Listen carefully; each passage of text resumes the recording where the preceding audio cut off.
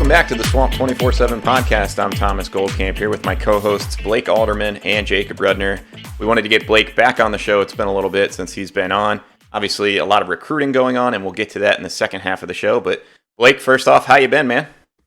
Good. I'm still living in a city of boxes. If you can see my boxes right there, and my garage is still Box City, I like to call it there. So excited to finally have a setup in here and not have to do this in my kitchen again with like earbuds in there and or my AirPods, and it sounds like crap. I was getting so many messages like on the site on Swamp 24/7. It's like, dude, are you recording in a potato? Like your audio sounds awful. So hopefully this is better. All right. Well, let's get into it. I wanted to talk a little bit of spring football in the first half of the show. Obviously, you know, Jacob and I have kicked around a lot of different topics. So I wanted to get your thoughts on some of what's gone on in spring football. Obviously, quarterbacks are the big story. I think depth generally. But Blake, where are you at right now with what you've seen reported out of the spring? What are you kind of looking for as we head into this spring game? You know, I really want to see the running game up close. You know, I know through the windows you guys get to see, you guys have seen more of that. You know, you see the history that Billy Napier has had at ULL in recent years. They were, you know, really focused on running the ball and trying to establish the run game. I think that Florida's running back room is probably one of the more impressive rooms when you look at it from top to bottom. So I'm excited to see those guys, you know, that three-headed monster of Montreal Johnson, Lorenzo Lingard, who has had a lot of positive talk about him this spring. And my Polk County brethren, DeMarcus Bowman, I'm excited to see him there, get some more burn there and kind of see if he lives up to that five-star type of billing, which, you know, kind of the same scenario that Lorenzo Lingard's in.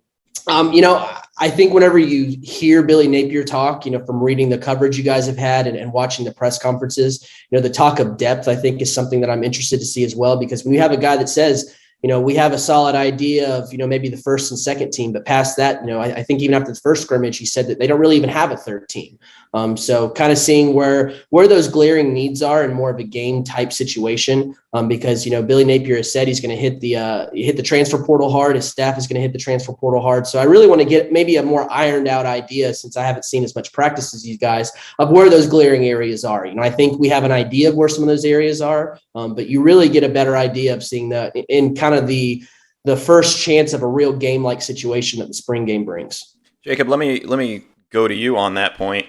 You know, we've had the chance to talk to sources, obviously, at practice, and we've been out there for some limited media viewing, limited windows, obviously. But I'm curious, where are sort of the spots where you think, you know, those depth concerns are biggest right now?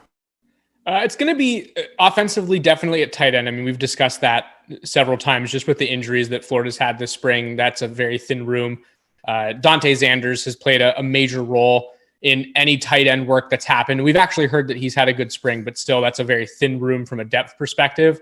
And then I would say on the edges of the offensive line at the tackle positions, I think that Florida is still looking for guys who can be consistent contributors in those roles. And that could be an area that we even see them target in the transfer portal after spring ball is over. And then defensively, I would say it's right up front as well. Defensive tackle. Lamar Goods just entered the transfer portal. Billy Napier said that was a thinner position group. And he also pointed to inside linebacker and safety as well.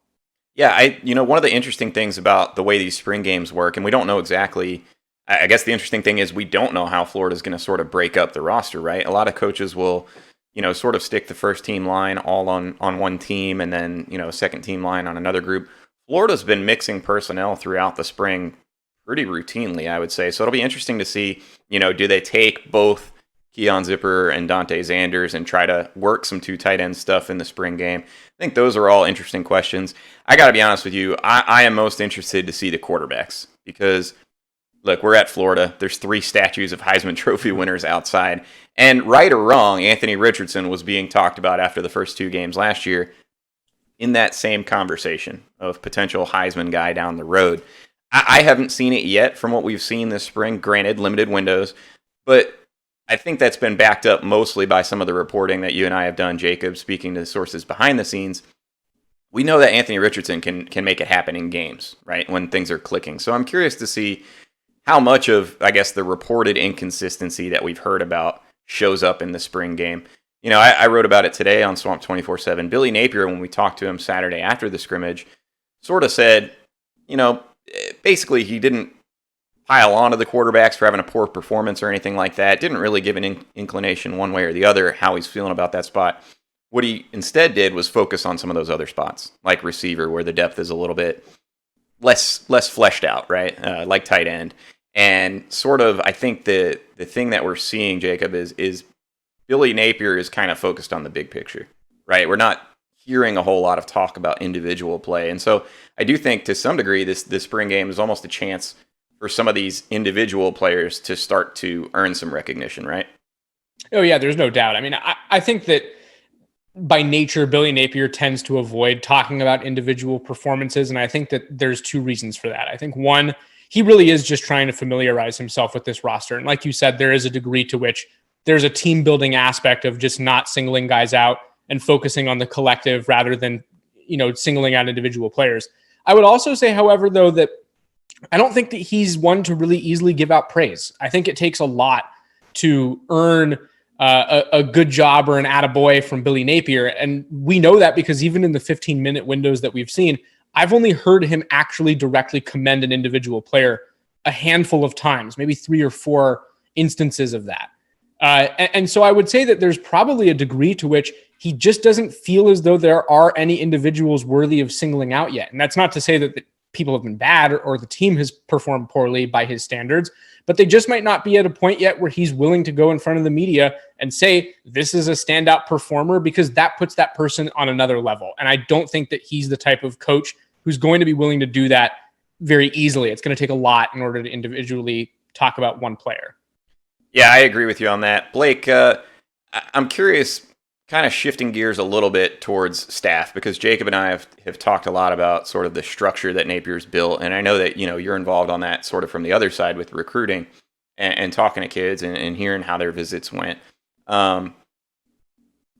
What is your impression of how the operation is running, I guess, from the recruiting standpoint? And then I want to dovetail that into Florida is kind of making an interesting decision having its spring game on a Thursday. I wanted to get your thoughts on that.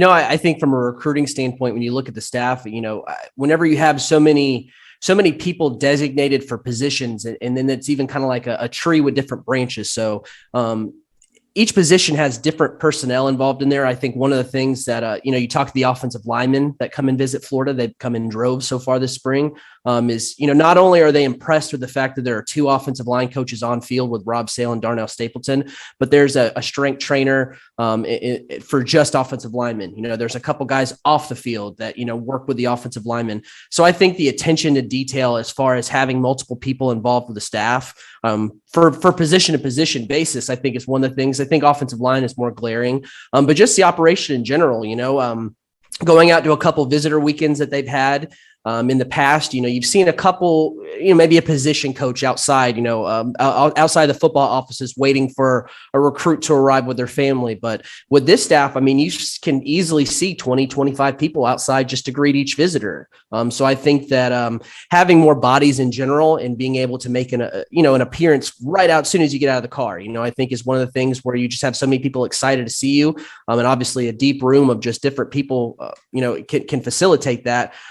I think whenever you talk to guys that have visited under this staff compared to the old staff, you get more of a personal vibe from them. I even had one guy that, is visiting for the spring game this coming Thursday that had visited twice previously under the old staff.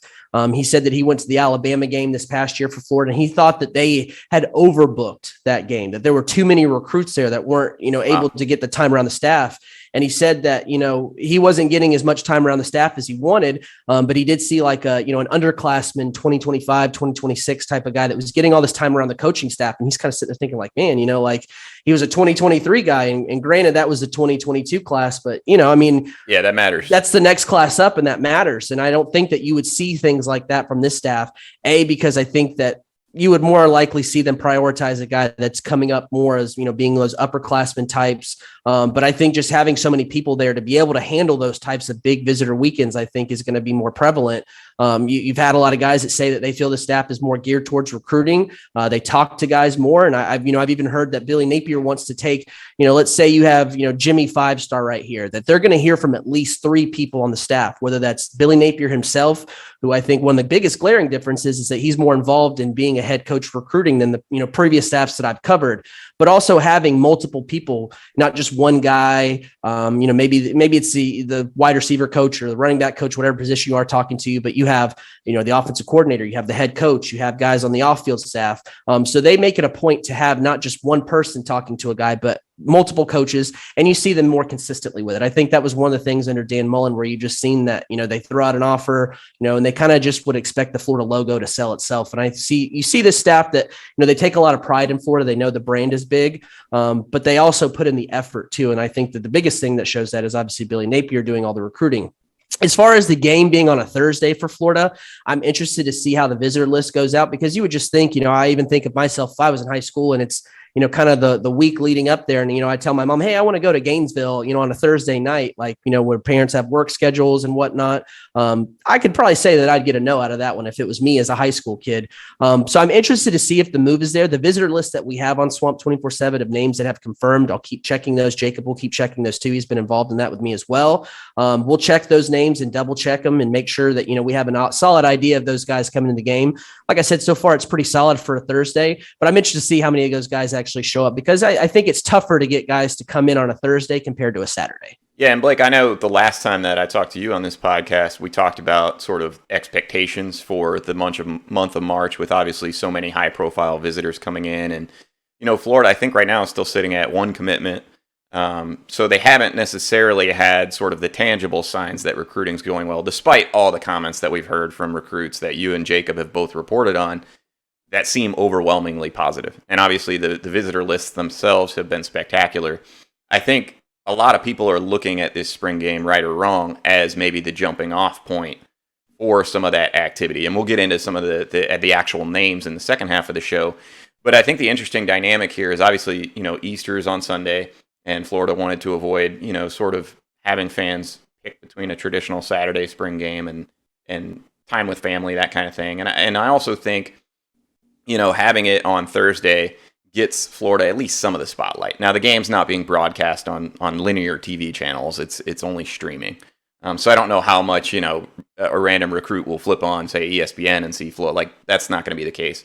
But I think for the sort of momentum in recruiting to start building, Florida needs to have this be a pretty good outcome. Even if there's not a ton of commitments, they need to have sort of that buzz and that energy in the swamp. And I think, Jacob, we've heard Billy Napier talk about it this week. That's going to come from the students. Like, to Blake's point, when you have the game on a Thursday night and people have work potentially the next day, or, they're coming from Tampa or Jacksonville or Orlando, you may not have some of the alumni there that would be there if it was on a Saturday.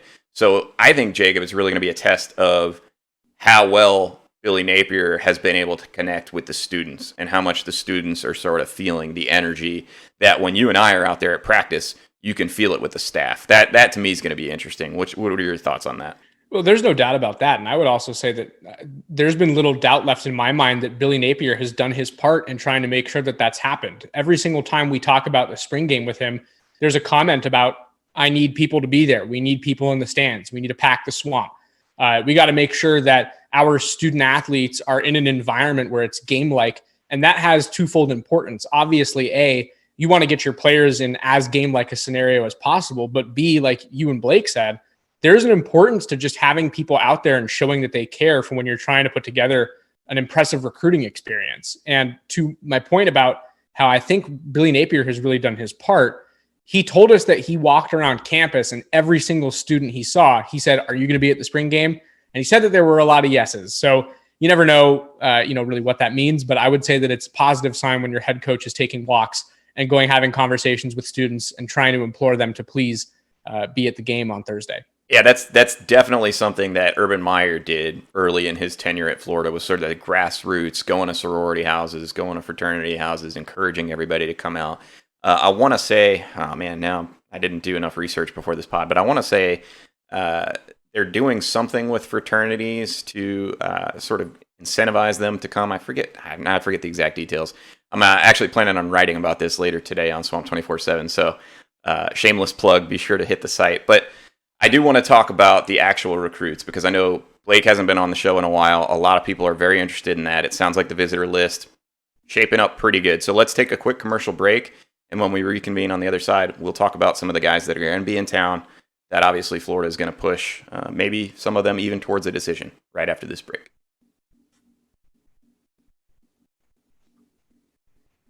Welcome back to the Swamp 24/7 podcast. I'm Thomas Goldcamp here with my co-hosts Blake Alderman and Jacob Rudner.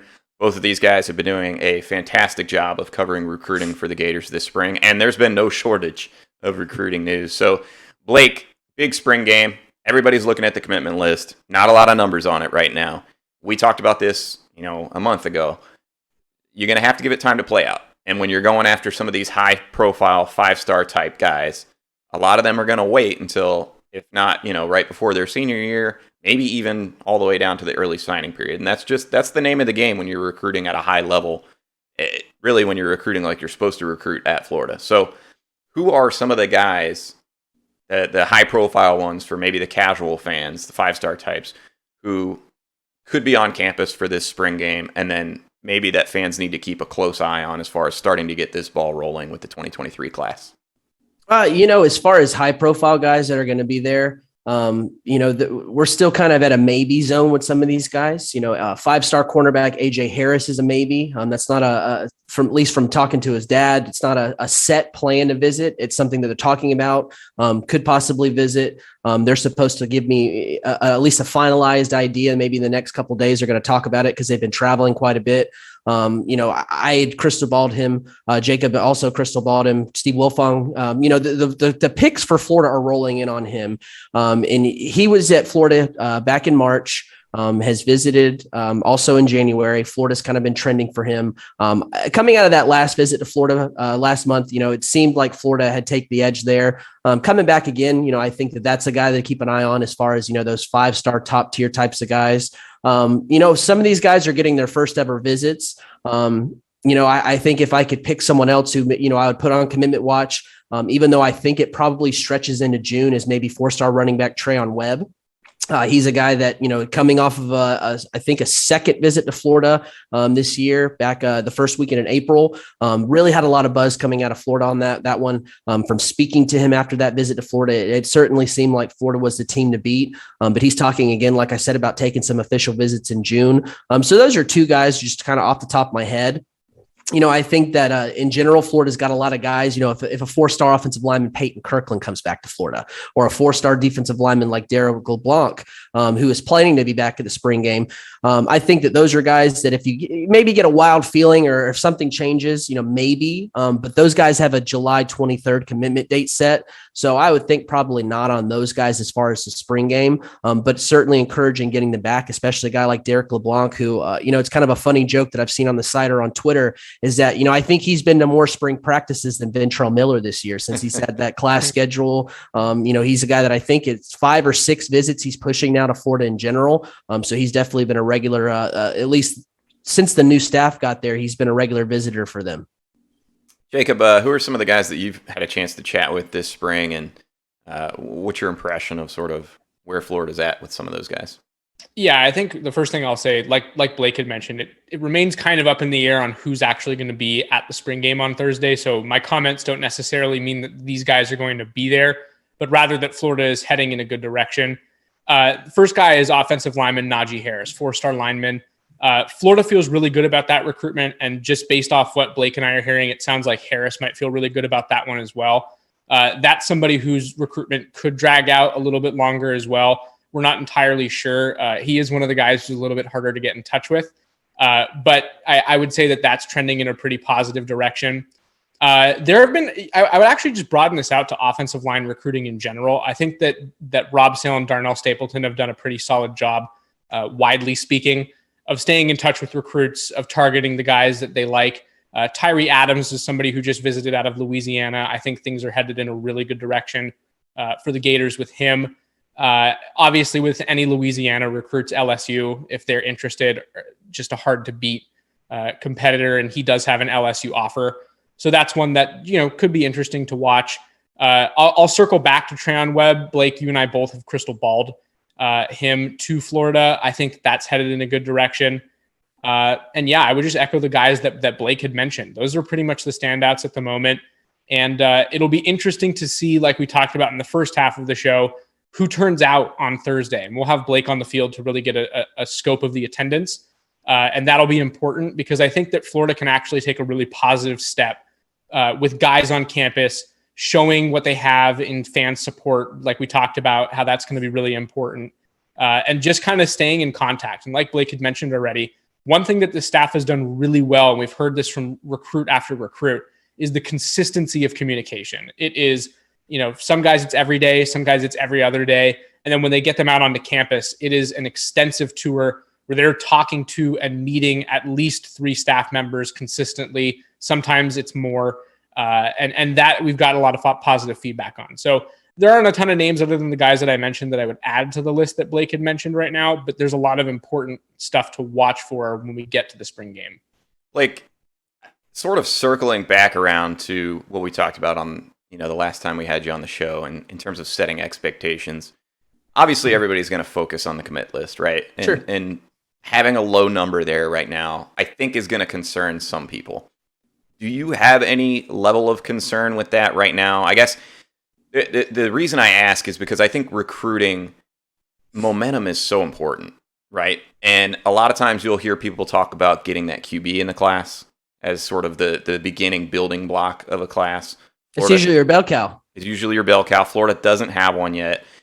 I guess what I'm asking is where are you at from a big picture standpoint? Has your level of concern from where you were last time we were on the show, which was not really concerned at all, just based on the timeline, has it shifted at all, or has any, I guess, shift that may have occurred been offset a little bit by some of these positive things that you're hearing as well? I really, it hasn't shifted. And I say that because, from talking to a lot of these guys that have visited so far this year, you really, if they visit under the last staff, you really realize how big of a hole some of these guys that, that Florida had to dig themselves out of for some of these guys. Peyton Kirkland is one that, the first visit he takes to Florida under the new staff, he says how it's 180% different. Tamorian Parker is another guy that will be visiting for the spring game. He's a 4-star defensive lineman out of the state of Alabama. He's a guy that visited under the previous staff and really didn't get a good vibe from them and had actually eliminated Florida and named a top 5 that Florida was not in. But he's coming back to the game, was reoffered by the new staff. He's really liked the direction there. So I think there are some building blocks there that you start to see Florida kind of crawl out of, out of the hole that they had for some of these guys. I would think that you would expect to start seeing some of these guys, and I think a lot of that has to do with, obviously Billy Napier, in the spring, putting out some kind of cryptic tweets of, like the sunglasses emoji, and that obviously builds a lot of hype. So I think that has kind of gotten to where fans are really starting to see, some of these, the hype is starting to be built. They want to start to see some of the product. And I don't know that that's really changed my concern. And I say that because you just see so many guys now that want to take those official visits. And that's become more of a thing that guys do, because in recent years, you can start taking those in April. It's not super popular, but you see a lot of those guys start to take them in June. And I think a lot of those guys, like you had said, want to get things done before their senior year. My judging point is always end of July, start of August, right there before, the college season starts, before these high school player season starts, because that's where a lot of the guys, you see that flood of commitment start to roll in. And you look at other schools now, like I said, that's my basis point. You look at some of the blue bloods in recruiting, the Alabamas, some of these other schools that are high up there, they're not overly reeling in commitments either. You're not really seeing a lot of flood of commitments overall. And I think, again, that has to do with guys that are want to take those official visits and kind of get pampered. And, if I could take 5 official visits, I would take them. That's a chance when you're a high school guy to see some of those different things, to be courted, and have it all paid for. Yeah. But I think even more now, you're seeing the NLI part of, each school you go and visit, you hear their presentation of what they can do for you. And I think you see more recruits in general this spring starting to take these unofficial visits to kind of gauge, what can you do for me in that aspect? So I think you're seeing more of these guys doing their research and taking these visits and going and see what other schools can do. So I think that has also really slowed down the timeline for a lot of these guys making their decisions is the NIL. Yeah, I think not just that too, but you got to remember, a lot of these guys were sophomores during the COVID year when they couldn't get on campus. So you haven't had sort of the normal progression quite as much as you may have had in the past. And I think, the flip side of that is, one, Billy Napier's staff's coming from Louisiana. So there's only going to be so much crossover of guys that are, in this 2023 class that they scouted realistically thinking they could get at Louisiana versus now where they're at Florida.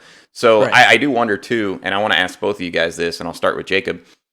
Do you think that there's some degree of Florida sort of trying to figure out its board, wanting to be selective, knowing this class needs to be really kind of a gangbusters class, versus maybe they're setting up sort of a splash. You know what I mean? Like an event where a couple guys pop at the same time, and all of a sudden everybody's talking about Florida. I mean, it's kind of hard to know exactly which direction they're trying to aim themselves in. But what I can say is that because it's early for them in their tenure at Florida and they are still trying to figure out what they want, one thing that I've noticed is that their board is evolving rapidly. So they have a set of guys who they know they want and an idea of when they want to try to get them committed by, with a strategy to continue to grow the class out from there. But I think that group and that list and that strategy is evolving literally daily.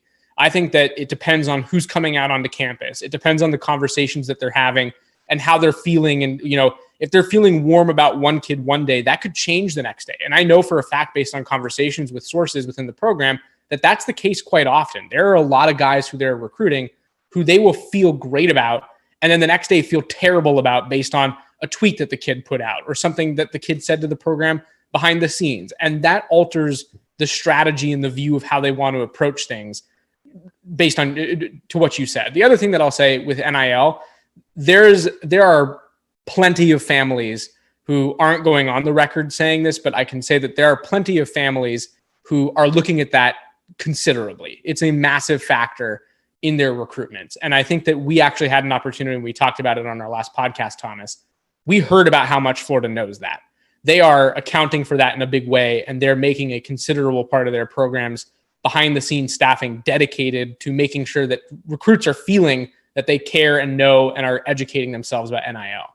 Blake, let me toss that over to you. I mean, do you think we could have a splash, even if not the spring game? Do you think the staff is sort of building that into the equation here? I don't think so. I think that if you get a commitment, I think you take it and you continue to build. I like you said earlier, and it really stuck out to me, is momentum is such a thing. So I don't know that they're really setting things up. Could it play out that way? Like I said, guys like Derek LeBlanc, Peyton Kirkland, Malik Bryant, those are all 4-star guys that are making their decision on July 23rd. Florida is the common denominator for a lot of those guys. I don't think it's a set 100% deal that they pick the same school. I think it's more of just, I don't think they're a package deal is what I'm trying to say. I don't think those guys are planning to pick the same school, but if Florida was able to land a couple of those guys or anything, that's obviously, could come out to be a planned type of big splash, because, landing 4-star players in the top 247 is obviously going to move the needle. But I think in general, I think it's just going to be something that you want to build over time. And I think if you get that first guy, like I said, of an AJ Harris, that's a guy that, I felt that Florida was a leader for. He's a 5-star guy. He's one of the top cornerbacks in the nation. That's kind of a headliner type of guy that a lot of guys have either camped with or know or talked to from prior visits. That's the kind of momentum that, if you see one guy go in, then you can start to see maybe an avalanche. You could see, and I'm speaking hypothetically here, but whenever you see that avalanche start to roll, and you've done such a good job recruiting a lot of these guys, you have guys that come on multiple visits, continue to speak highly of the staff. I think when you start having an idea of who's in that class with you, I think that you can start to get maybe, some guys would say, hey man, what am I waiting for? I'm going to jump on board, So I think that that's one of the things, to really the biggest thing to me that jumps out is if this spring game goes and they can get some guys to, they're maybe on the ledge to pull the trigger. Could some other guys, decide to jump on board for the spring game too as well? Yeah, absolutely. That's just how you play out with a lot of these visitors, for regular games, spring games, junior days, however you want it. If you get that one guy going, some other guys could start, it could start to be contagious. There's also a degree to which you're recruiting recruiters. You bring in prospects who are high profile, and then you're relying on those guys to try and bring in other high profile prospects who they've camped with, like Blake said, or they're friends with, or they go to school with. So there's a degree to which not only is there just momentum in general about having more guys on the board who other athletes see and then potentially want to pull the trigger on their own recruitment, but guys are going to talk. So you get an AJ Harris, and who is he talking to? Who of his friends is he capable of reaching out to and then trying to influence their decision? So, there's momentum, but there's also just the degree of which you bring in certain guys and then they start talking. Yeah, absolutely. Go ahead, Blake. I think one of the things too, that whenever you had asked Jacob, was about maybe the board in the spring. I think that they have a board. I think that they have an idea of some of those things, but I think it's extremely fluid this time of the year. I think that you offer different guys, or conversations that you have with them on visits, can kind of change the pecking order there. But I think that some of those positions that are maybe a little bit fluid, like, you look at running back, obviously 4-star running back, Cedric Baxter, 5-star running back, Richard Young. You can tell that those guys, just highly ranked, highly talented, those guys are going to be your top tier types of guys. And that doesn't matter whether, you go see them in spring football or if you see them in January, that those guys are dudes, for lack of a better term. But I think that some of those guys, as far as, you go see a guy in spring practice that, is at a position that you've got other guys that you maybe have graded out sort of the same. Could that board change and become more fluid after you see them in person, get some film, start to do more evaluation? Because just from over the course of the staff that we've seen, you've seen how heavy they are in evaluating. Right. You start out with a guy in the recruiting office. They like that film. They pass it on up the chain of command all the way up to Billy Napier, who finally gives the okay. So I think that the attention that they take from recruiting office to position coach to coordinator to head coach, as far as evaluating these types of guys and getting different eyes on things, I think that the spring evaluation period, I think, does play a part in kind of pecking order that you take over into the spring and the fall. But I think it's not always the case for, guys that are, they're bona fide stars. So, I think that was one thing that stuck out from one of the questions you had asked. Good deal. Anything that we need to talk about maybe that we haven't yet in terms of spring game recruiting? Anything we're not hitting on yet? I don't think so. I think in general, I'll have a visitor preview once we start to get some of these names ironed out. Jacob and I have been hitting the phones and the texts and the DMs and, all those types of things, trying to, get a solid idea. So we should have that closer to the end of the week, obviously, whenever that game starts up. So I'm interested to see, like I said, who comes out for that game. Once we have an idea of those names, I think that's whenever things start to become more clear of, maybe some guys to watch heading into that game, or, maybe if Florida can continue to get some of these guys back on campus again, like they have. You've just seen so many common visitors this spring. So those are some of the storylines, I guess, from recruiting, like maybe early out that I'm keeping an eye on at least. Jacob, anything else? No, I think that really covers it. I would say that the biggest focus is, from a recruiting standpoint, like Blake said, we really want to figure out who's going to be out there and how that might influence the process for some of those guys, and whether or not Florida can land certain commitments quickly, and how that can influence the rest of the class. And then from a team perspective, for you and I, Thomas, I think we're really trying to see a lot of the things that we've discussed on previous podcasts. What does the depth situation look like? How are the quarterbacks performing in real game-like scenarios that we're able to get our eyes on? And just how do we assess the team in game-like scenarios? Because remember, we haven't seen that yet. So this is going to be our first time, along with everybody else's, of actually watching this team in a game-like scenario. And it's going to be our first opportunity to generate takeaways from that based off of our view of it, not off what we're hearing. So I think that's going to be really important. We're going to have a lot of content based on those takeaways and just kind of what we learn. And that's going to really set the tone for the summer, and just how this team goes about transfer portal, recruiting. It really all gets shaped by what's going on in spring ball, and we're going to get a pretty clear picture of that, I think. Awesome stuff, guys. All right, well, we will leave it there for today's episode of the Swamp 24/7 podcast. Spring game on Thursday night. If you're not attending it in Gainesville, it is being streamed on SEC Network Plus, so be sure to tune in. We'd love to get your thoughts on the spring game on the message boards at Swamp 24/7. As Blake noted, we will have plenty of coverage of the guys that are going to be in campus. We'll be confirming the guys that have arrived, that kind of thing. And then obviously after the game, Jacob and I will have extensive team coverage, breaking down everything we saw. And Blake and Jacob will also have recruiting updates from the guys that visited. And hopefully, maybe we can start to see some momentum build for Florida in recruiting. But that'll do it for today's episode of the Swamp 24/7 podcast, guys. We appreciate you tuning in, and we will be back on Friday breaking down some of what we saw in Thursday night's spring game. Thanks for tuning in.